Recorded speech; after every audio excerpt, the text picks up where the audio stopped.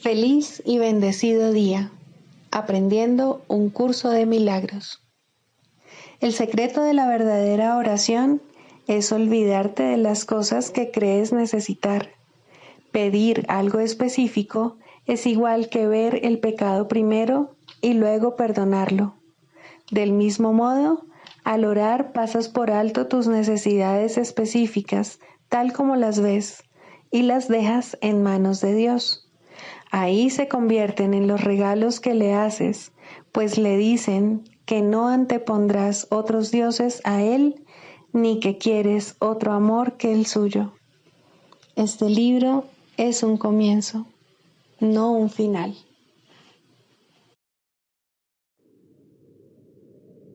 Del prefacio que postula, párrafo 9. La percepción es una función del cuerpo y por lo tanto supone una limitación de la conciencia. La percepción ve a través de los ojos del cuerpo y oye a través de sus oídos. Produce las limitadas reacciones que éste tiene.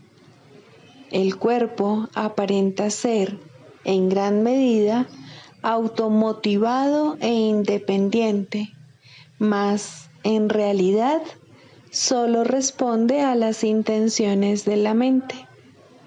Si la mente lo utiliza para atacar, sea de la forma que sea, el cuerpo se convierte en la víctima de la enfermedad, la vejez y la decrepitud.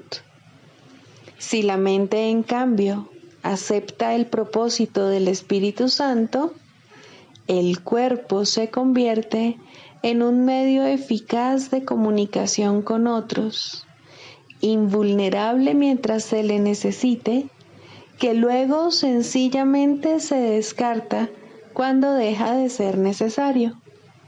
De por sí, el cuerpo es neutro, como lo es todo en el mundo de la percepción. Utilizarlo para los objetivos del ego o para los del Espíritu Santo depende enteramente de lo que la mente elija. Introducción. Este es un curso de milagros. Es un curso obligatorio. Solo el momento en que decides tomarlo es voluntario. Tener libre albedrío no quiere decir que tú mismo puedas establecer el plan de estudios. Significa únicamente que puedes elegir lo que quieres aprender en cualquier momento dado. Este curso no pretende enseñar el significado del amor, pues eso está más allá de lo que se puede enseñar. Pretende, no obstante, despejar los obstáculos que impiden experimentar la presencia del amor, el cual es tu herencia natural. Lo opuesto al amor es el miedo, pero aquello que todo lo abarca no puede tener opuestos. Este curso puede, por lo tanto, resumirse muy simplemente de la siguiente manera. Nada real puede ser amenazado. Nada irreal existe. En esto radica la paz de Dios. Capítulo 1. El significado de los milagros. Primero, principios de los milagros. Principio 2. Los milagros, de por sí, no importan. Lo único que importa es su origen, el cual está más allá de toda posible evaluación. Capítulo 1. El significado de los milagros. Primero, principios de los milagros. Hoy se leen cada uno de los 50 principios de los milagros según nuestro propio ritmo.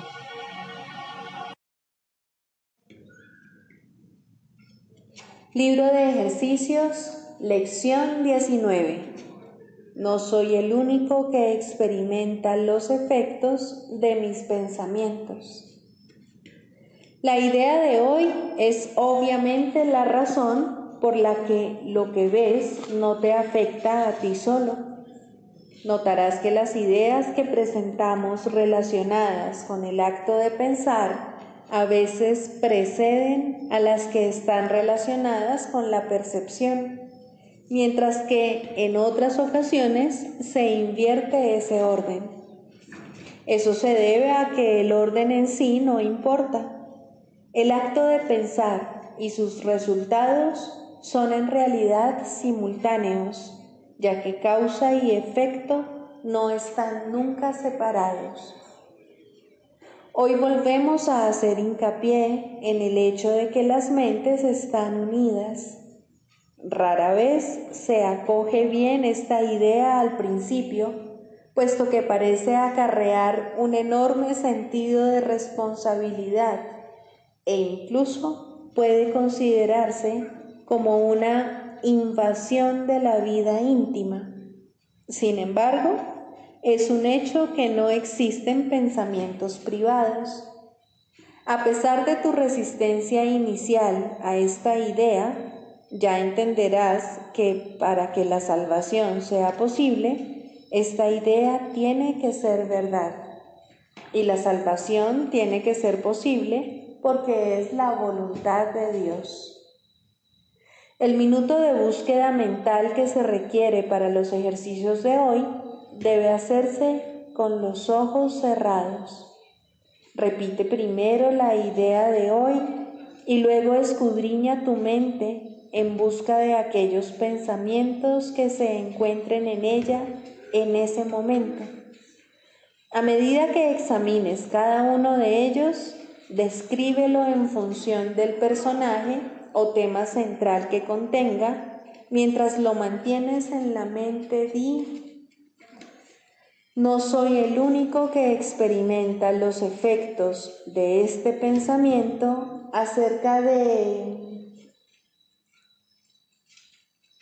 El requisito de ser lo más imparcial posible al seleccionar los objetos para las sesiones de práctica ya te debe resultar bastante familiar a estas alturas, y de aquí en adelante no se repetirá diariamente, aunque se incluirá de vez en cuando a modo de recordatorio. No olvides, sin embargo, que seleccionar los objetos al azar en todas las sesiones de práctica seguirá siendo esencial hasta el final. Esta falta de orden en el proceso de selección es lo que hará que finalmente tenga sentido para ti el hecho de que no hay grados de dificultad en los milagros. Además de las aplicaciones de la idea de hoy, según lo dicte la necesidad, se requieren por lo menos 3 sesiones de práctica, aunque el tiempo requerido para las mismas podría acortarse si ello fuese necesario. No intentes hacer más de 4. Manual para el maestro. Características de los maestros de Dios. Fe. El grado de fe de un maestro de Dios indica cuán avanzado se encuentra en su programa de estudios. ¿Pone en práctica este aprendizaje solo en algunos aspectos de su vida, mientras mantiene otros aparte? De ser así, su progreso es lento y su confianza aún no se ha arraigado firmemente. La fe es la confianza que el Maestro de Dios tiene de que la palabra de Dios ha de resolver todas las cosas perfectamente, no solo algunas, sino todas. Comienza generalmente poniendo su fe en la resolución de solo algunos problemas, manteniéndola así cuidadosamente restringida por un tiempo. Someter todos los problemas a una sola respuesta es invertir completamente la manera de pensar del mundo, y solo eso es fe. Ninguna otra cosa merece que se le llame por ese nombre. Con todo, vale la pena lograr cada avance, por pequeño que sea. Estar dispuesto, como indica el texto, no quiere decir que se haya alcanzado la maestría. La verdadera fe, sin embargo, no se desvía. Al ser consistente, es completamente honesta. Al ser firme, goza de absoluta confianza. Al estar basada en la ausencia de temor, es mansa. Al gozar de certeza, rebosa júbilo. Y al tener confianza, es tolerante. La fe, por lo tanto, encierra en sí todos los demás atributos de los maestros de Dios y entraña la aceptación de la palabra de Dios y de la definición que Él tiene de su Hijo. Hacia ellas es a donde la fe, en el verdadero sentido de la palabra, siempre se dirige. En ellas tiene puestas sus miras, buscando hasta que las encuentra. La indefensión naturalmente la acompaña y su condición es el júbilo. Y una vez que las encuentra, descansa con sosegada certeza solo en aquello que es digno de toda fe.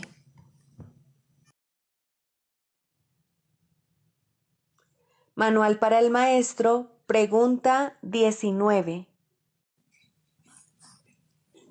¿Qué es la justicia? La justicia es la corrección divina de la injusticia.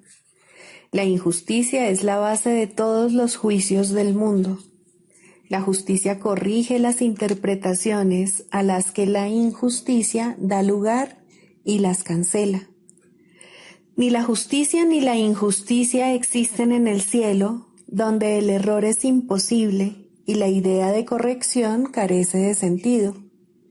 En este mundo, sin embargo, el perdón depende de la justicia, ya que todo ataque no puede sino ser injusto. La justicia es el veredicto que el Espíritu Santo emite acerca del mundo.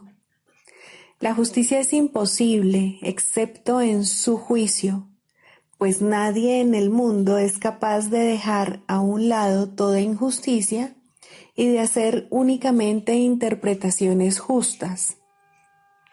Si el Hijo de Dios fuese juzgado imparcialmente, no habría necesidad de salvación. El pensamiento de separación hubiese sido eternamente inconcebible. La justicia, al igual que su opuesto, es una interpretación. Sin embargo, es la única interpretación que conduce a la verdad. Esto es así porque, si bien la justicia no es de por sí verdadera, no hay nada en ella que se oponga a la verdad. Entre la justicia y la verdad no existe un conflicto intrínseco. Una no es sino el primer paso en dirección a la otra. El camino varía considerablemente a medida que uno avanza. Sería imposible predecir de antemano toda la magnificencia, la grandiosidad de los paisajes y los vastos panoramas que han de salir a nuestro encuentro. Y aún estos, cuyo esplendor alcanza alturas indescriptibles según uno sigue adelante, no se pueden comparar con lo que nos aguarda cuando el camino termine y el tiempo finalice junto con él. Pero por alguna parte hay que comenzar. La justicia es el comienzo. Todos los conceptos que abrigas acerca de ti mismo y de tus hermanos, todos tus temores acerca de situaciones futuras y toda tu preocupación por el pasado tiene su origen en la injusticia. He aquí el cristal que, al ponerse ante los ojos del cuerpo, deforma la percepción y trae testigos de un mundo distorsionado a la mente que inventó el cristal y que en tanta estima lo tiene. Así, selectiva y arbitrariamente, es como se forja cada concepto del mundo. Los pecados se perciben y se justifican mediante un cuidadoso método selectivo del que está ausente toda idea de totalidad. El perdón no tiene cabida en tal esquema, pues no hay ni un solo pecado que no parezca sino ser verdad eternamente. La salvación es la justicia de Dios. La salvación reinstaura en tu conciencia la integridad de todos los fragmentos que percibes como desprendidos y separados. Y es esto lo que te permite superar el miedo a la muerte. Pues los fragmentos separados no pueden sino deteriorarse y morir, pero lo que goza de plenitud es inmortal y por siempre semejante a su Creador al ser uno con Él. El juicio de Dios es su justicia. Sobre este juicio, totalmente desprovisto de condenación, al ser una evaluación enteramente basada en el amor, has proyectado tu injusticia, atribuyéndole a Dios el cristal de percepción deformada a través del que miras tú. Ahora el cristal es suyo y no tuyo. Ahora tienes miedo de él y no te das cuenta de que odias y temes a tu propio ser como si de tu enemigo se tratase. Implora la justicia de Dios y no confundas su misericordia con tu demencia. La percepción puede dar forma a cualquier imagen que la mente desee ver. Ten presente esto. En esto estriba el que veas el cielo o el infierno, según elijas. La justicia de Dios apunta hacia el cielo precisamente porque es totalmente imparcial. La justicia de Dios acepta todas las pruebas que se le presentan, sin omitir nada y sin considerar nada como algo separado y ajeno a todo lo demás. La justicia de Dios juzga desde este punto de vista y solo desde él. Aquí todo ataque y toda condenación dejan de tener sentido y se hacen insostenibles. La percepción descansa, la mente está quieta y la luz retorna nuevamente. Ahora se restaura la visión. Lo que se había perdido ahora se ha encontrado. La paz de Dios desciende sobre el mundo y por fin podemos ver.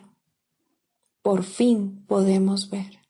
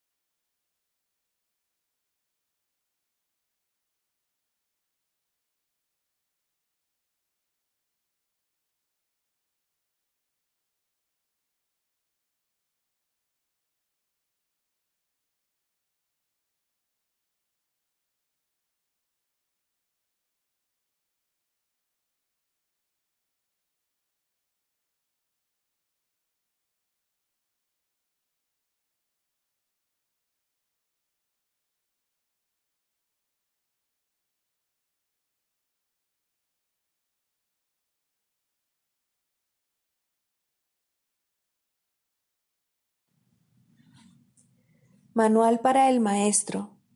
Clarificación de términos. 6. El Espíritu Santo. Jesús es la manifestación del Espíritu Santo, a quien él invocó para que descendiese sobre la tierra después de su ascensión al cielo, es decir, después de haberse identificado completamente con el Cristo, el Hijo de Dios tal como él lo creó. Al ser el Espíritu Santo una creación del único Creador, y al crear junto con él y a su semejanza o espíritu, es eterno y nunca ha cambiado, fue invocado para que descendiese sobre la tierra, en el sentido de que entonces se hizo posible aceptarle y escuchar su voz. Su voz es la voz de Dios y, por lo tanto, ha adquirido forma. Dicha forma no es su realidad, la cual solo Dios conoce junto con Cristo, su verdadero Hijo, quien es parte de él. Al Espíritu Santo se le describe a lo largo del curso como aquel que nos ofrece la respuesta a la separación y nos trae el plan de la expiación, al asignarnos el papel especial que nos corresponde desempeñar en dicho plan y mostrarnos exactamente en qué consiste. Él ha designado a Jesús como el líder para llevar a cabo su plan, ya que Jesús fue el primero en desempeñar perfectamente su papel. Se le ha dado pleno poder en el cielo y en la tierra, y lo compartirá contigo cuando tú hayas desempeñado el tuyo. El principio de la expiación le fue dado al Espíritu Santo mucho antes de que Jesús lo pusiese en marcha. Al Espíritu Santo se le describe como el último vínculo de comunicación que queda entre Dios y sus hijos separados. A fin de llevar a cabo esta función especial, Él ha asumido una doble función. Goza de conocimiento porque es parte de Dios, percibe porque fue enviado para salvar a la humanidad. Él es el gran principio corrector, el portador de la verdadera percepción, el poder intrínseco de la visión de Cristo. Él es la luz en la que se percibe el mundo perdonado, en el que solamente puede verse la faz de Cristo. Él nunca se olvida del Creador ni de su creación. Él nunca se olvida del Hijo de Dios. Él nunca se olvida de ti. Te brinda el amor de tu Padre en un eterno resplandor que nunca será extinguido, porque Dios mismo lo depositó ahí. El Espíritu Santo mora en la parte de tu mente, que es parte de la mente de Cristo. Él representa a tu ser y a tu Creador, quienes son uno. Habla por Dios y también por ti, ya que está unido a ambos. Por consiguiente, Él es la prueba de que ambos son uno solo. El Espíritu Santo parece ser una voz, pues de esa forma es como te comunica la palabra de Dios. Parece ser un guía por tierras lejanas, pues esa es la clase de ayuda que necesitas. Y también parece ser cualquier cosa que satisfaga las necesidades que creas tener. Pero Él no se engaña cuando te percibes a ti mismo atrapado por necesidades que no tienes. De ellas es de las que quiere liberarte.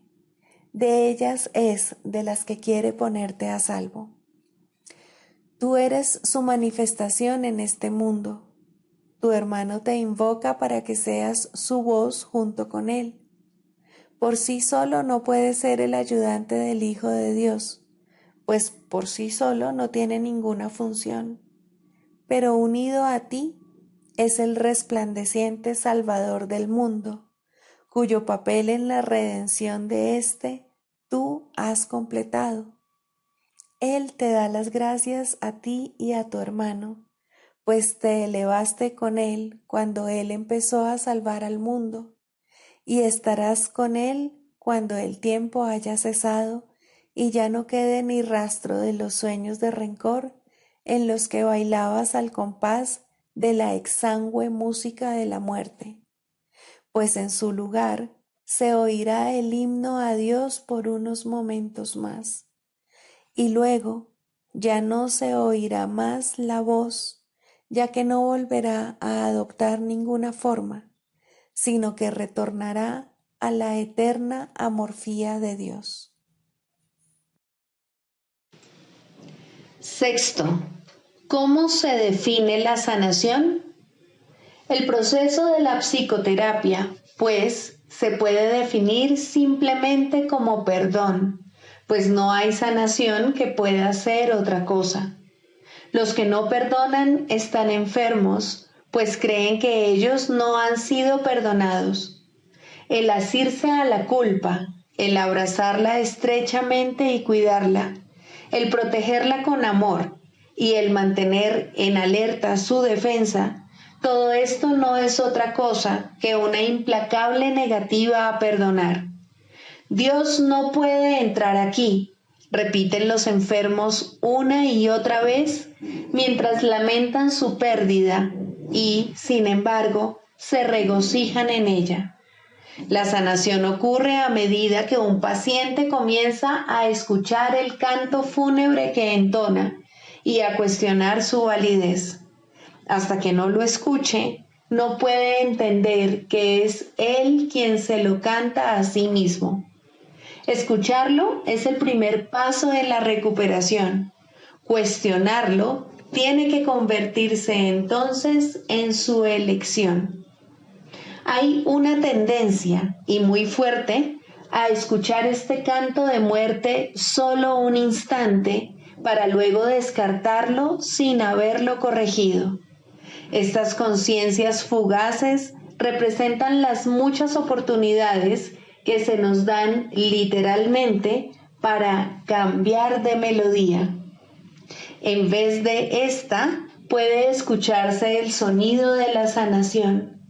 Pero primero debe surgir voluntad de cuestionar la verdad del canto de la condenación.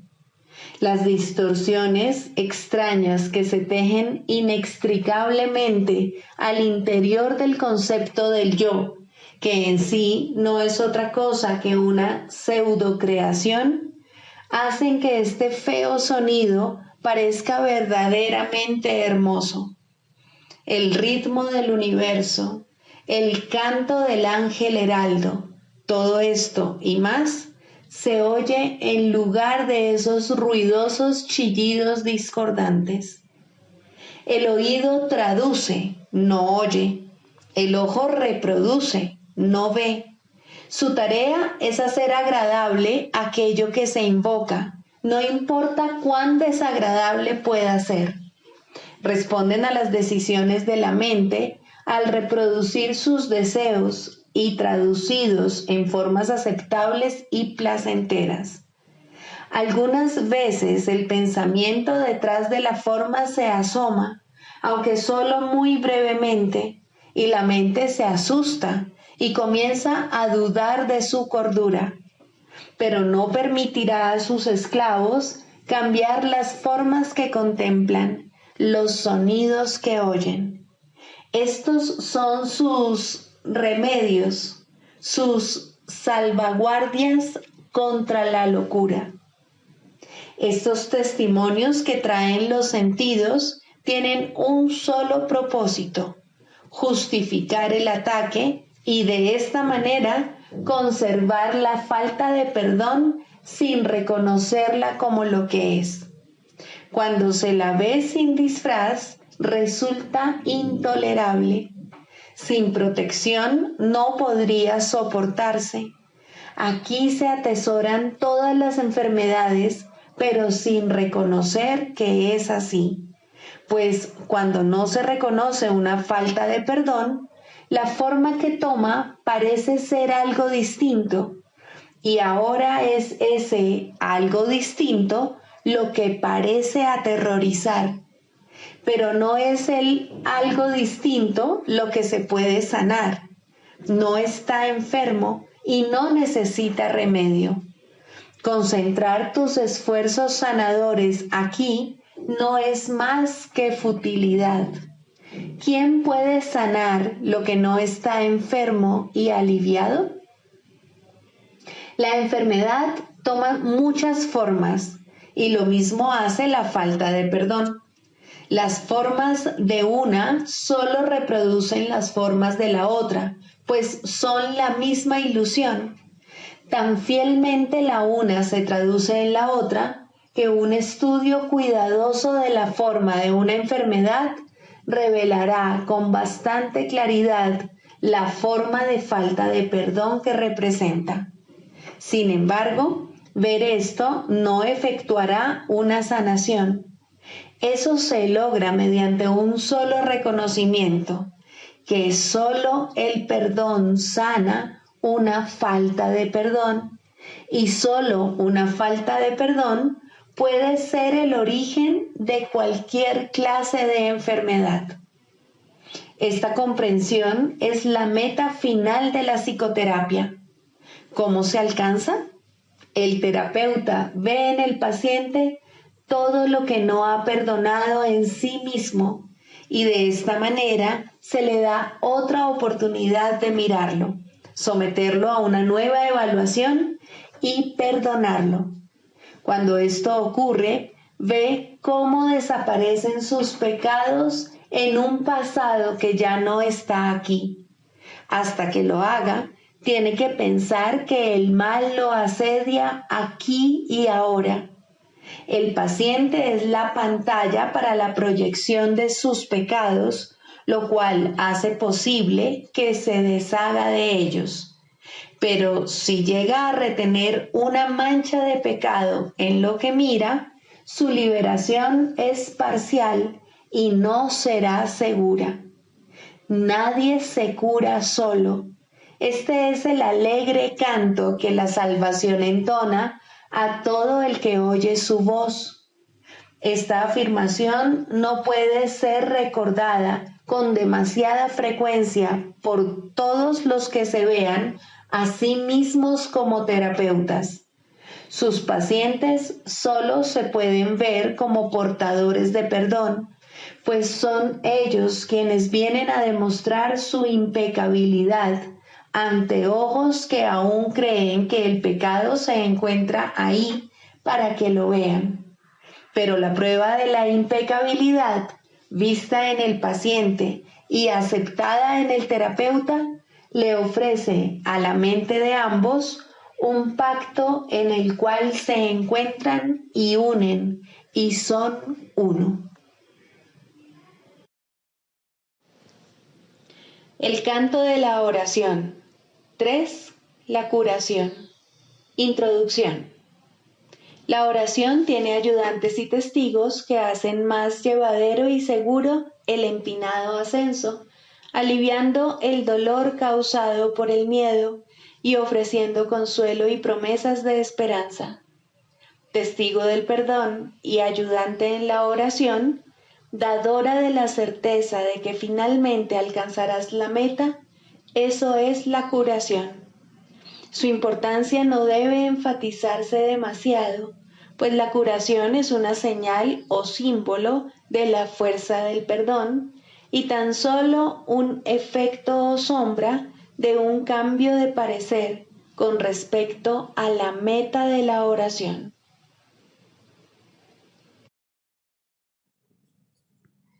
Sigamos a Jesús haciendo del perdón algo tan natural como respirar y algo tan vital como el aire.